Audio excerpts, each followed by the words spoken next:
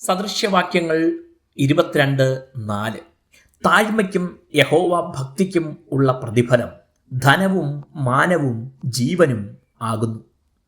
യഹോവ ഭക്തിയുള്ളവർ താഴ്മയുള്ളവർ ആയിരിക്കും എന്ന ആശയം ഈ വാക്യത്തിൽ അടങ്ങിയിരിക്കുന്നു. യഥാർത്ഥ ദൈവഭക്തി ഒരിക്കലും നിഗളിക്കാൻ അനുവദിക്കുകയില്ല. ദൈവം അസാധാരണമായ കൃപകളും വരങ്ങളും നൽകിയിട്ടുള്ള വ്യക്തികൾ ചരിത്രത്തിലുടനീളമുള്ളത് കാണാം.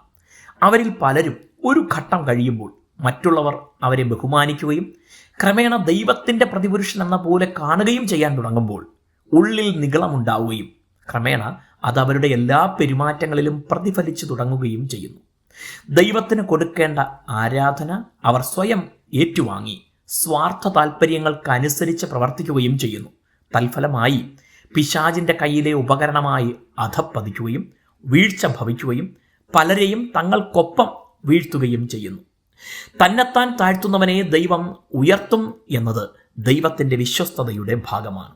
ദൈവഭയം താഴ്മ ഉളവാക്കുമ്പോൾ നിഗളം ദൈവഭയം ഇല്ലാതാക്കുന്നു.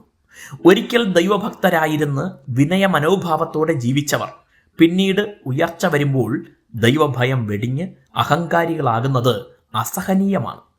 എവിടെ നിന്ന് ദൈവം ഉയർത്തി എന്ന് മറക്കരുത്. ഉയർത്തിയ ദൈവത്തിന് എപ്പോൾ വേണമെങ്കിലും താഴ്ത്താനും കഴിയും എന്നത് മറക്കരുത്. അതിലുമുപരി നിഗളം പിശാചിന് വന്ന അതേ ന്യായവിധി വരാൻ കാരണമാകുമെന്നും അത് ഒരിക്കലും തിരിച്ചു കളയാറാനാകാത്ത നരകത്തീ ആണെന്നും മറക്കരുത്. എത്ര തന്നെ ദൈവം ഉയർത്തിയാലും ഇല്ലെങ്കിലും തിരുമുമ്പാകെ താഴ്മയോടെ ജീവിക്കുന്നവരെ അവിടുന്ന് മാനിക്കും. തന്നെത്താൻ താഴ്ത്തിയ ക്രിസ്തുവിനെ ദൈവം ഏറ്റവും ഉയർത്തി. ക്രിസ്തുവിൻ്റെ മാതൃക പിന്തുടരുന്നവരെ അവിടുന്ന് തന്നോടുകൂടെ ഉയർത്തും. അത് നിത്യജീവനിൽ വാഴുവാൻ കാരണമാകും. ഈ ലോകത്തിൽ എത്ര പ്രസിദ്ധി നേടിയാലും എത്ര തന്നെ ധനവും ബഹുമാനവും ഉണ്ടായാലും അവയെല്ലാം ഉപേക്ഷിച്ചു പോയേ തീരൂ. ശാശ്വതമായ നിക്ഷേപങ്ങൾക്ക് അവകാശികളാകാൻ ദൈവത്തെ എപ്പോഴും ആദരിച്ച് അവിടുത്തെ വചനങ്ങൾക്ക് കീഴ്പ്പെട്ട് അനുസരിക്കുക. ദൈവം നമ്മെ അനുഗ്രഹിക്കട്ടെ.